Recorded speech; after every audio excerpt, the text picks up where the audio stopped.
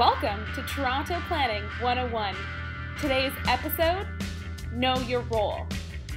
Getting involved in Toronto City planning. If you live in Toronto, it's unlikely you left the house without seeing one of these. Or one of these. Or even one of these. One of these. Cranes, condos, and city notices are markers of changes happening in our urban landscapes, communities, and neighborhoods. But you don't have to feel helpless in the face of change. These mean that you get to have a say in what kind of changes take place in your neighborhood. How can you do that? Well, get up off your butt, Sally, and I'll show you.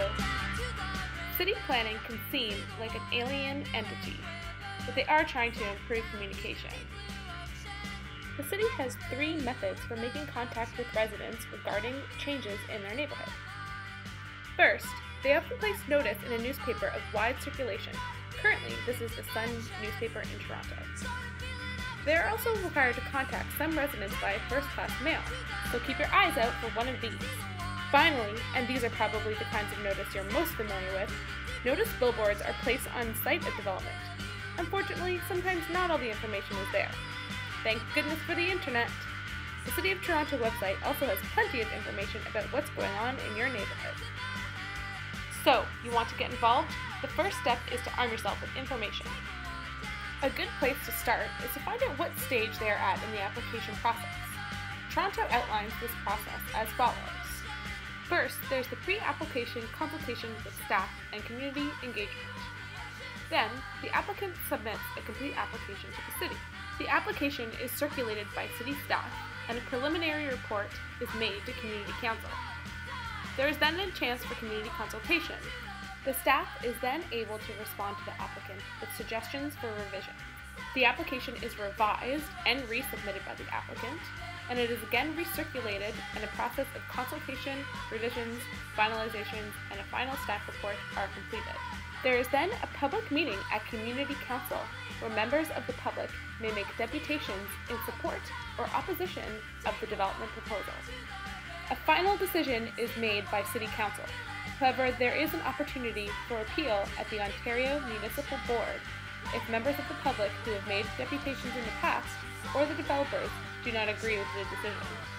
Often, when an application is approved, it results in an official plan amendment. As you can see, there are at least 5 times where the public can get involved with this process. If you do want to participate in a development application process, you'll want to find out when the next meeting is. If you can't find this information, you can also call your local ward council. At public consultations and public meetings, you can ask questions directly to planning staff and the development team. You can also raise any concerns you may have about the development. Your feedback is taken into consideration when City Council decides on whether to approve the project. Participating in public meetings is just one way to involve yourself with city planning.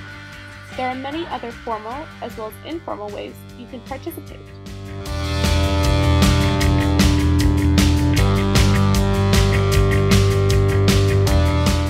Toronto Planning 101 would like to continue to help you get involved with city planning by providing informative and engaging media to help you understand and collaborate with us on planning in Toronto. What would you like to know more about? Vote in the comments and follow us on Instagram to join the conversation at TO Planning 101.